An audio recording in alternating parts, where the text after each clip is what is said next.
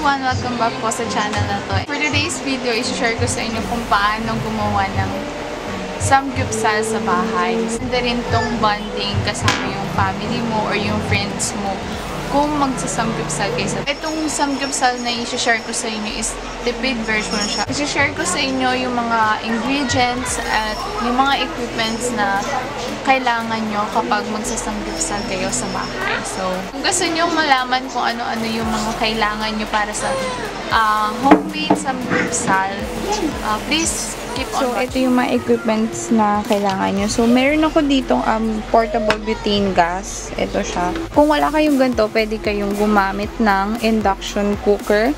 Kung wala naman, pwede naman yung rice cooker. Na-try ko na yon and effective naman. Pwede naman siyang maging pang samgyupsal. At kung wala naman talaga kayong ganito or yung induction or kung ayaw ng mama yung paggamit yung rice cooker, pwede nyo naman ilutuin na yung meat tapos saka nyo na lang iserve na luto na yung meat and then yon mag samgyupsal na kayo. Tapos eto meron akong pan dito. Ito yung merong takip pa siya pero tinanggal ko muna kasi ito yung gagamitin ko. Tapos, pwede rin naman yung mga normal na non-stick pan. Pwede nyong gamitin yon. So, mas prefer ko yung mga non-stick kasi kapag hindi yung non-stick parang maaano sila madaling maputok or baka tumilamsik yung mantika sa inyo. So, mas maganda yung non-stick. Tapos, eto, tongs. For sure naman ako meron tongs sa bahay nyo. Chopsticks o tinidor, pwede na rin. Tapos, gunting, panggupit. Cut nyo yan sa meat nyo. Tapos, sa ingredients naman, meron akong dalawang meat. Ito yung bacon cut. Tapos, ito yung pork sukiyaki cut. Itong sukiyaki cut, ano to, 100 pesos. Tag 100 sila. So, 100 na bacon, tapos 100 na sukiyaki cut. So, ito, yung marinade dito is itong Clara Olay na Korean marinade barbecue marinade Korean. So, ito yung ginamit ko sa bacon slice na meat. Yun yung ginamit ko na marinade. Tapos, ito naman na nasa sukiyaki cut.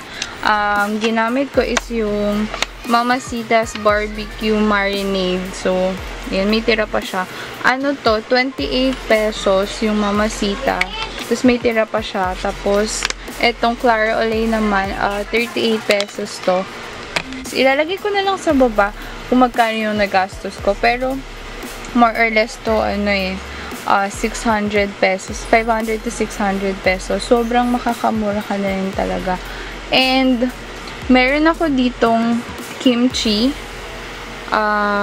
for side dishes. Ito lang yung side dishes namin eh. Ito lang talaga para tipid din kasi hindi nga kami ganun ka super favorite yung samgyupsal. So, ito I think 71 pesos to or 75 pesos. Ganyan yung kimchi. Tapos, dati na kasi to, naka-samgyupsal na kasi kami dati. So, ito yung tira pa namin noon. Meron din ako dito yung soybean paste. Ito, 120 pesos to sa SM supermarket. Lahat naman to mabibili sa SM supermarket. Kaya madali lang talaga siyang makita. Tapos, meron akong sesame oil dito. Ito, 105 lang at madami na siya. Ganyan pa lang yung nababawas namin. Tapos, so meron ako ditong lettuce. Lahat to 35 pesos lang nabili ko sa Quinta Market. Mas maganda kasi yung lettuce nila sa Quinta Market kaysa yung sa SM Supermarket. Kaya, doon ako bumili. Tapos, yung mga sauce namin is ito, sesame oil, salt, at saka pepper. Tapos, yan, maglalagay si ate ng base. Lalagyan lang yan ng konting sesame oil. Tapos, ayan.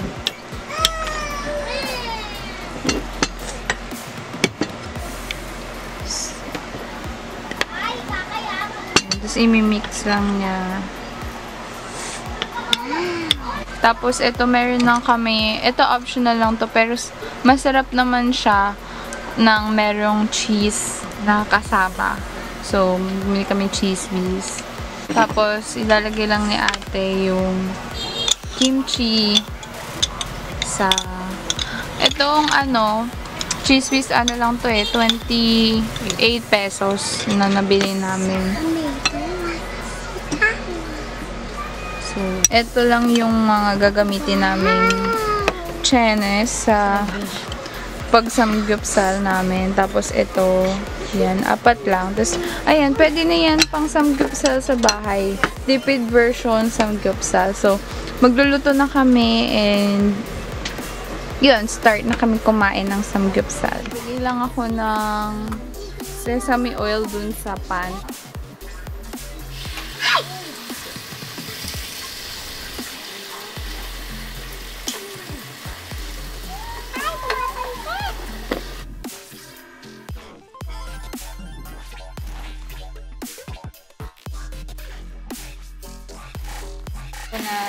So, ito, gugupitin ko na siya kapag medyo luto na siya.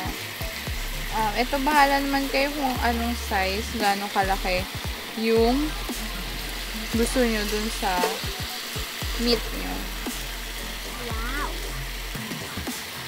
Wala namang tama or basta bahala kayo sa kung anong gusto nyo.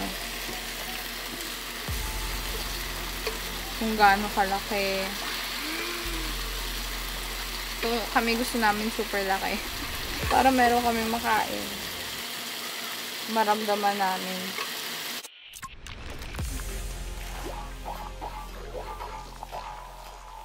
So, ako, ang ginagawa ko,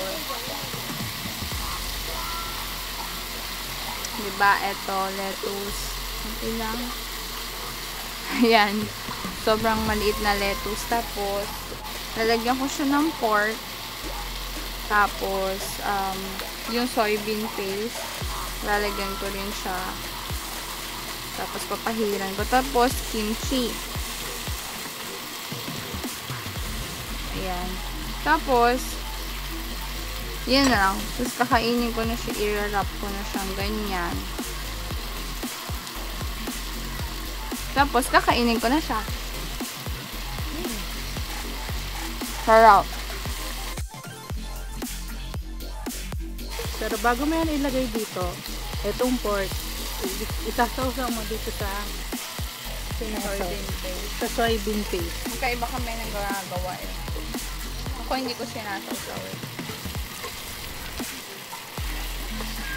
Kapag ayan, meron ng soybean paste, ilalagay mo na siya dito. Sa lettuce. Once na nilagay mo na siya dyan, sarap yung lasa mo. Kumuha ka naman ng kimchi. Ayan. Wala na kimchi. Ayan. After mo malagay yung kimchi, choice mo naman kung lalagyan mo siya ng cheese whiz.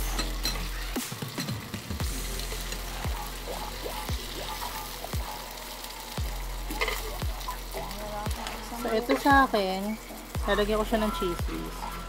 Wala lang, gusto ko lang. Ayan. So, after mo yung malagay naman gusto mo, balot mo siya. Kahit anong balot pa gusto mo. Ganyan. Something like that. Parang siomai. After mo balot na ganyan,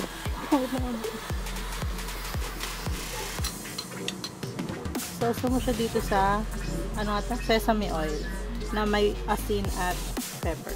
Sauce mo ganyan. Then, tsaka mo nakainin. Yay! Sarap! Tandaan, don't talk when your mouth is full. Pero kumakain ka. Pero mali yung ginagawa ko. So, next na is yung merong barbecue, Mamasitas barbecue sauce, barbecue marinade sauce. Tapos, ito sukiyaki cut to. First time namin itong i-try. So, aray ko!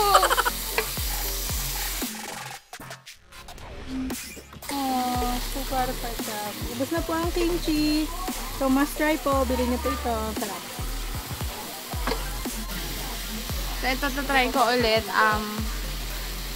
Ay lettuce, tapos yung bacon. Ay, bacon. Oo, yung meat. Dadagdagan ko. Ano ba yan? Dadagdagan ko yung meat. Tapos, lalagyan ko ng soybean paste. Ayan, papahiran ko siya.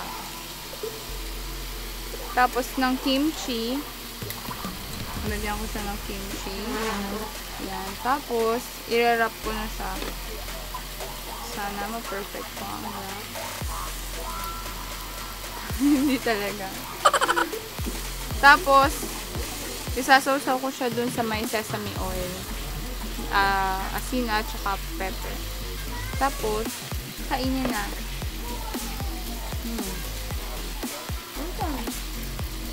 So, ito-try ko naman tong sukiyaki na pork. First time ko tong matatry. Ito-try ko. Tapos, yung sukiyaki na pork. Sukiyaki pork cup. Dalawa din lalagay ko. Tapos, ano ba? Tapos, kimchi. Naubos, wala na kaming kimchi. Ay, hindi. Wag na yung kimchi. Yung, cheese whiz. Ayan, maglalagay akong cheese whiz.